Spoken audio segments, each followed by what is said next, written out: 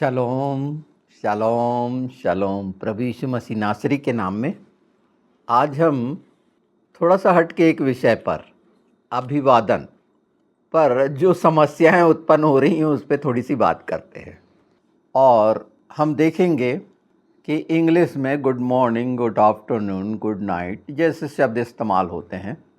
हिंदी में सुप्रभात, नमस्कार, नमस्ते।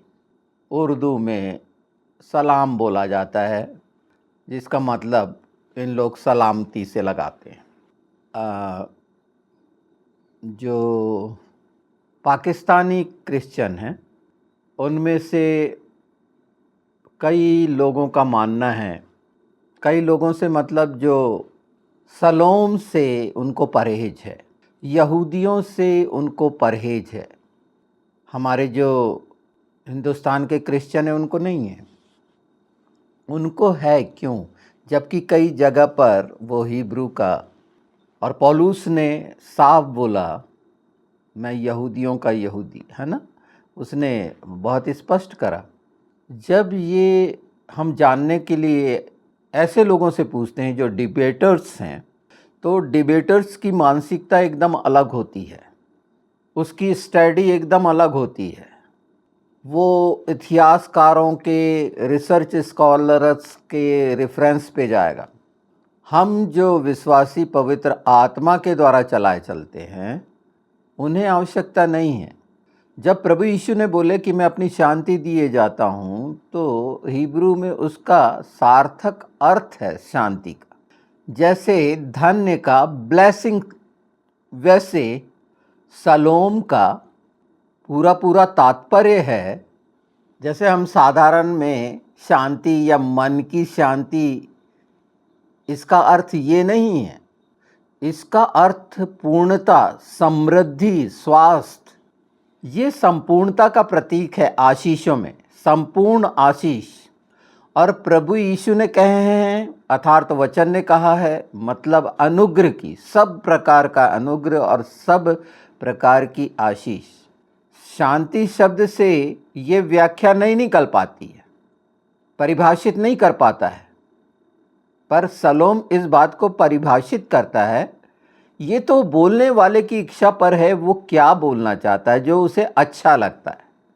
पर किसी चीज़ को गलत ठहरा देना, हिब्रू में बोरा तोब, एरेब तोब, लैला तोब, ये शब्द हैं। लैला तोब शुभ रात्रि के लिए बोला जाता है, एरेब जो संध्या के लिए बोला जाता है, और एरेब जो होता है वो सुबह के लिए बोला जाता है। बोकर तो जैसे हम गुड मॉर्निंग बोलते हैं। अब इसमें समस्या पैदा करना, अगर व्यक्तिगत यहूदी से कोई खुंदस है तुम्हारी, और हिब्रू में यहूदी का मतलब निकलता है आराधना, प्रेजिंग करने वाला। हम जो प्रभु यीशु में हैं, आत्मिक इज़राइल हैं, आत्मिक यहूदी हैं। तो ध्यान रखें ऐसे डिबेटर्स को जब सुनते हैं, क्योंकि इनकी मानसिकता में विकृतता आते चले जाती है। जब लगातार ये बहस करते रहते हैं मन के और बुद्धि के अनुसार, और अपने अपने कई तरह के आर्गुमेंट सामने रखते हैं, तो भ्रमित करते हैं। वो मंच ऐसा है जहां एक दूसरे को ये गाली देते हैं, क्रोधित अवस्था में एक दूसरे को लज्जित करने का काम करते हैं। अभी जैसे जाकिर नायक ने एक चैलेंज कर दिया, ये क्या दिखाता है? ये डिबेटर्स के लिए एक विषय हो सकता है कि मैं डिबेट करूंगा, ये करूंगा, वो करूंगा, पर क्या होने वाला है? होने वाला है कि ये अंतिम समय में जाकिर नायक की वो स्थिति, मैंने पहले भी बोल दिया है, जैसे अहमद दीदात की हुई, वैसे होना है। ये बहुत जल्दी देखने में मिलेगा। उस शैतान ने जैसा करना था, और उसका बहुत शानदार इस्तेमाल शैतान ने किया मसीह के विरोध में, क्योंकि उसी ने कहा कि मसीह ने कहाँ कहा कि मसीह। बाइबल में सैकड़ों उदाहरण है इंटरनेट पे निकालोगे तो मसीह ने कहाँ कहा, उसके चेलों ने कहाँ कहा, ये पूरा विस्तृत विवरण आ जाएगा। अगर आप जानना चाहते हैं, ठीक है, ये बात हमारे आत्मिक जीवन के लिए कौन सा लाभ देगी आप बताइए, बल्कि एक गंदगी पैदा करेगी। सच्चाइयों को बोलना एक साफ सुथरे तरीके से और विरोधाभास के लिए, जैसे सलोम के लिए अगर एक व्यक्ति मना कर रहा है कि ये गलत है, तो ये कहाँ से उचित है? सिर्फ इसीलिए कि वो यहूदियों से घृणा करता है, ऐसा विश्वासी, वो विश्वासी है, क्रिश्चियन कहता है अपने आप को। तो इस तरह के यहोवा विटनेस और बहुत से आ चुके हैं, मैंने बताया ना, पूर्वी चमकती बिजली। अगर वो पौलुस का इनकार करते हैं तो इस तरह के लोग आएंगे जो अपनी बुद्धि से बहुत सारा कुछ करेंगे। अर्थात यहाँ मैं ये कह रहा हूँ कि अभिवादन में हमारे ओंठों से जो सामने वालों के लिए, जिससे भी हम मिलते हैं, आशीष के शब्द निकलें, जय मसीह की बिल्कुल, प्रेज द लॉर्ड, हालेलुया बिल्कुल बोलिए, पर सलोम जो है मसीह में हमें है, मसीह के द्वारा है, वचन के द्वारा है। और एक मसीह अगर सलोम बोल रहा है तो वो पूरा सोच समझ के बोल रहा है, उसके अर्थ को जानकर बोल रहा है, और ये पर्याप्त है। अब उसके सामने मसीह लगाओ या यीशु लगाओ या जीसस लगाओ, ये आपकी इच्छा है, पर असली अर्थ तो सलोम में है जो यीशु ने दे के चले गया। इसी के कारण एक मनुष्य सामने वाले की आशीष चाहता है, अनुग्रह चाहता है, उस पर आशीर्वाद चाहता है। शब्दों के भेद के कारण हिब्रू को तुम उस भाषा को कई जगह पर रेफरेंस देके उसके अर्थ बताओगे, और सलोम का इनकार करोगे सिर्फ यहूदियों के लिए। तुम्हारे व्यक्तिगत कोई भी कारण हो सकते हैं, पर इसका ये मतलब नहीं कि भ्रम फैलाना। अगर आपको ऐसा सुनने में आता है तो ये वीडियो मैंने इसलिए रखा है कि ये बात उस बात का जवाब है ऐसे लोगों को जो ज़्यादा अपने आप को या रिसर्च स्कॉलर समझते हैं, या जो अपने पदनाम रखे हैं उनको, वो चाहे कोई क्यों ना हो। हम लोग सीधे सादे लोग हैं, और यीशु में हम उन्नति करेंगे। ये डिबेटर्स के द्वारा हमारी उन्नति नहीं है, बल्कि गंदगी आएगी, कड़वाहट आएगी। प्रार्थना सब बातों का उपाय है। पौलुस ने फिलिपी 4 में क्या कहा, देखिए, फिलिपी 4:6 से, किसी भी बात की चिंता मत करो, परंतु हर एक बात में तुम्हारे निवेदन, प्रार्थना और विनती के द्वारा धन्यवाद के साथ परमेश्वर के सम्मुख उपस्थित किए जाएं। तब परमेश्वर की शांति जो सारे समझ से परे है, तुम्हारे हृदय और तुम्हारे विचारों को मसीह यीशु में सुरक्षित रखेगी। ये वो शांति है वचन की, शलोम, जो हमें उसमें सुरक्षित रखेगी। और प्रार्थना इसमें मुख्य है कि जब भी हम निवेदन विनती करते हैं, प्रार्थना हमारा मुख्य काम है। किसी को हम व्यक्तिगत बहस में मसीह नहीं बना सकते। हाँ, हम उसे अनत्वरित कर सकते हैं कि वो उत्तर ना दे सके, उसके पास उत्तर ना हो प्रश्न का, ये हो सकता है, और उस बिना पर वो इस बात को मानेगा। तो देखिए शुरुआत पर कैसा शैतान अटैक करता है, और अगुओं को इस बात पर ध्यान देना चाहिए कि उनको, उनकी कलीसिया में बहुत उनको सम्मान मान देने वाले, मैं सिर्फ एक बात के लिए ये नहीं कह रहा, पर ये खतरनाक बात है। बहुत सारी बातें प्रभु के जन अच्छा करते होंगे, ये विषय नहीं है। विषय तो ये है कि जहाँ आत्मा की बातें हैं वो ही मुख्य है। संसार की बातों से मुझे क्या लेना देना, कि उसका कोई भी प्रभाव नहीं होता आत्मिक जीवन में। ऐसे लोगों के द्वारा परमेश्वर की कौन सी महिमा हो रही है?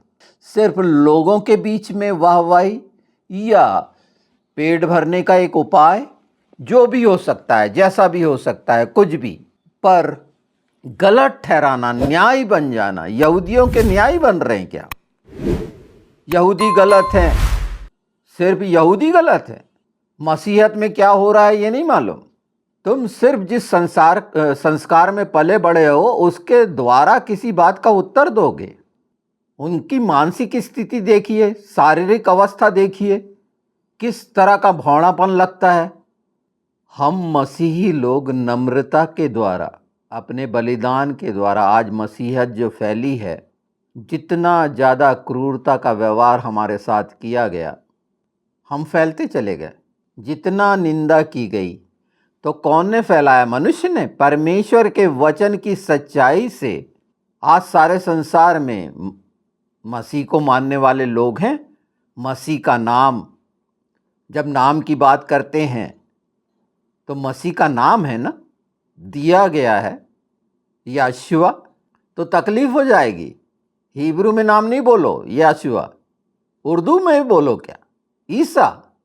और बाइबल कहती है निर्गमन 23:13 साफ साफ, गैर देवी देवताओं का नाम अपने ओंठों पर नहीं लेना। ये डिबेटर्स को सोचना चाहिए कि वो अपने ओंठों से हजारों लाखों करोड़ों बार किसका नाम लेते हैं। आज्ञाकारी बनना है। अब वो मुझसे इतने छोटे हैं, बच्चे जैसे हैं। जो मैं बोल रहा हूँ इस अवस्था को ना देखते हुए आज 70 साल हो गए हैं और मैं हूँ यीशु के कारण। और वो शब्द जो पवित्र आत्मा की सामर्थ्य के हैं वो सारे संसार में कार्य करते हैं। तो ये चेतावनी भी थी कि ये अभिवादन को भी कैसा डैमेज कर रहे हैं ये पाकिस्तानी क्रिश्चियन। सलाम बोलने में उनको कोई परहेज नहीं है, उर्दू में बोलेंगे। कहाँ से निकली है, किसके द्वारा है, उससे कोई तकलीफ नहीं है, पर जो जड़ है उससे तकलीफ हो रही है। जो शुद्ध जैतून है उससे तकलीफ है हो रही है। ये जो शाखा बने हुए हैं ये जड़ों को संभालेंगे। इस संबंध में हमने जाना है। ये ध्यान रखिए कि प्रत्येक बात, मुख्य बात इसमें ये थी कि हमारे तमाम निवेदन, विनती, प्रार्थनाओं के साथ जब हों तो उस प्रत्येक बात में धन्यवाद उसमें समाहित हो और हमारी दृष्टि यीशु के हाथ पर लगी रहे। और ये खूबसूरत वचन हम भजन संहिता में देखते हैं।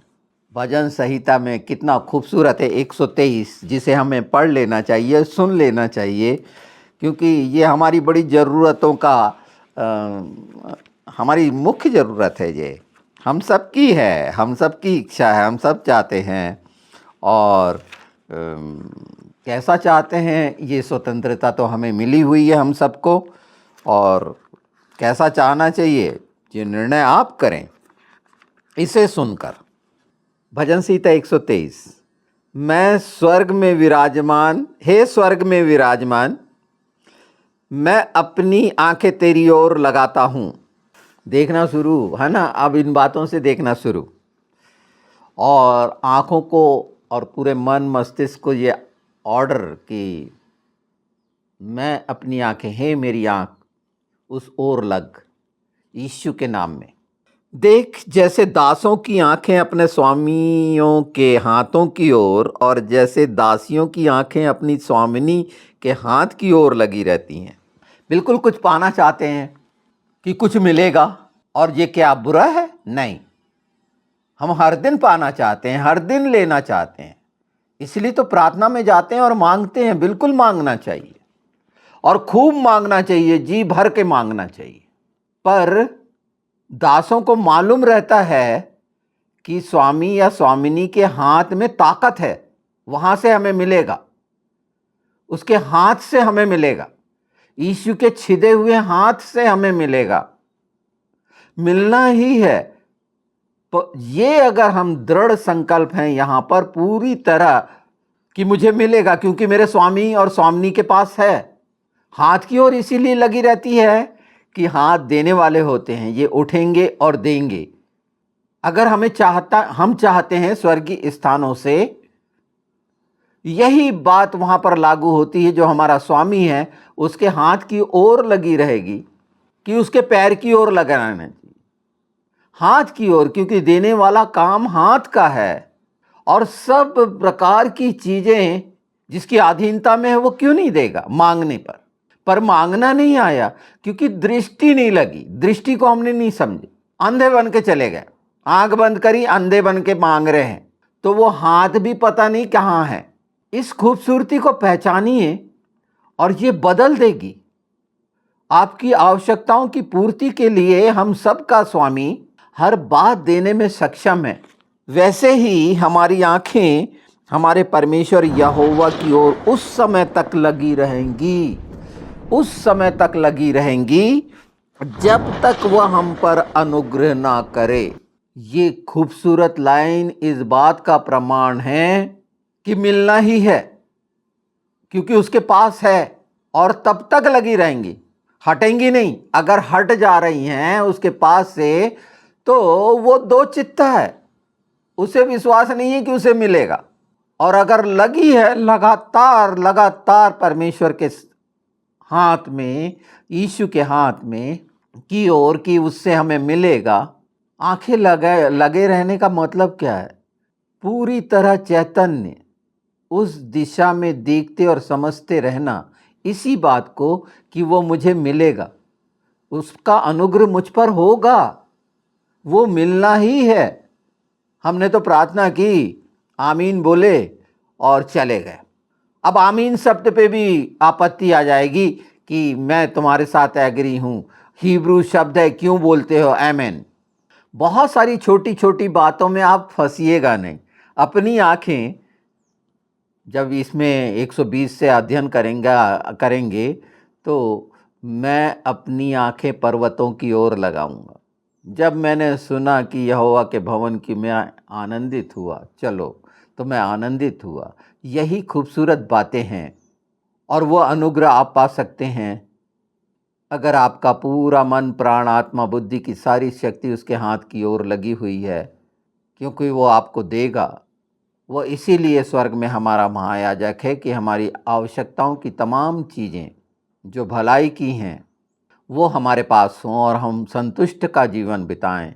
तो एकदम जल्दी से प्रार्थनाओं में अगर हम निवेदन विनती में रहते हैं तो थोड़े समय शांत होकर ये जो अध्याय है, मतलब 123 भजन संहिता, ये आपके चित्त में रहे तो निश्चित 23 अध्याय जो है भजन संहिता का, हरी हरी चराइयों में शीतल जल के, और वो तमाम जो बातें सच्चाई की हैं हमारे जीवन में हमें स्थापित करेंगी। हम पर अनुग्रह कर हे यहोवा, हम पर अनुग्रह कर, क्योंकि हम अपमान से बहुत ही भर गए हैं। हमारा जीव सुखी लोगों के ठट्टों से और अहंकारियों के अपमान से बहुत भर गया है। बहुतों की ये हालत है। हम मसीहों में लगभग सभी की ये हालत है। मैं उन मसीहों की बात नहीं कर रहा जो कहलाते तो हैं नहीं, जो साथी बने हुए हैं दुष्ट के, मसीह विरोधियों के, अपनी ज़रूरतों और लालचों के कारण उनके पिछलग्गू बने हुए हैं। मैं उनकी बात नहीं कर रहा, पर जो मसीह में हैं वो निश्चित अपमानित हो रहे हैं।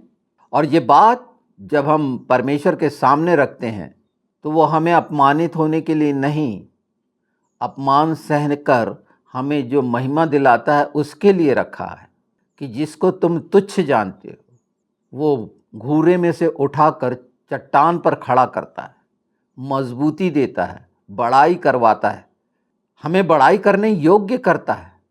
तो इस खूबसूरत जो 123 है इसका ध्यान रखें, 23 निर्गमन का ध्यान रखें कि गैर और भजन संहिता 23 का भी ध्यान रखें और उन बातों से बचें, शांत हों। प्रभु यीशु ने जो कहा है वो महत्वपूर्ण है। इस पृथ्वी का कोई भी मनुष्य क्या कह रहा है वो महत्वपूर्ण नहीं है। उसके द्वारा जो कहा गया है, अगर वो पवित्र आत्मा के द्वारा है तो उन बातों को होते देखिए, और निश्चित सच्चाई मन, प्राण, आत्मा पर प्रभाव डालती है। सच्चाई उस अभिषेक में रखकर इन सच्चाइयों में और मजबूत करते जाएगी आपको और दृढ़ करते जाएगी कि अगर अभी का समय किसी कठिनाई में चल रहा है तो ये मानिए कि परमेश्वर ने आपके लिए एक जगह रखी है जहाँ वो आपको छोड़ेगा नहीं, और उन जगहों के लिए जिसके लिए आपको रखा गया है वो वहाँ पहुँचाएगा। इन सच्चाइयों के समझ के द्वारा दुर्भावना हम न रखें। बहुत सारी चीज़ें बहुत लोगों को नहीं मालूम हैं, हम सब बातें नहीं जानते हैं, आज जब हम थोड़ा सा जान रहे हैं तो हमारे आसपास अगर किसी तरह की गलतफहमी कोई फैलाता है तो हम बोलने में सक्षम हों कि ये बात गलत है। अभिवादन पर चोट करने का ये दुस्साहस किया गया है। कुछ लोग सलोम शब्द का विरोध कर रहे हैं। क्यों कर रहे हैं जबकि उसका वास्तविक अर्थ तो समझिए और ऐसे लोगों के लिए प्रार्थना करिए और कि उनको समझ मिले, और अगर उन तक पहुंचता है जिन्होंने कभी ऐसी बातें सुनी हैं तो उन तक ये वीडियो पहुंचाएं कि वो ऐसे लोग जो इस बात की समझ नहीं रखते मुझसे बात करें।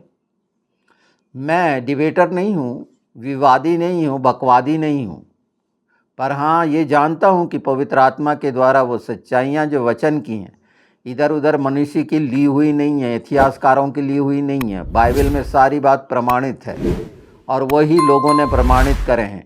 मुझे किसी मनुष्य का रेफरेंस दे के किसी बात को नहीं बताना है कि इतिहासकार ऐसे आप इंटरनेट पे ढूंढेंगे कि कहाँ पर इतिहासकारों ने नास्तिकों ने मसीह को क्रूस की मृत्यु को वास्तविक बताया तो वो पूरा निकाल के बता देगा। हमने विश्वास किया है, किसी व्यक्ति के द्वारा विश्वास किया है, यीशु के जीवित होने का विश्वास यीशु के वचन में हमने पाया है, किसी मनुष्य के द्वारा पाया है। वचन के ही द्वारा हम चलते फिरते हैं और वचन ही आत्मा है जिसके द्वारा हमें चलना फिरना है, लोगों के द्वारा नहीं।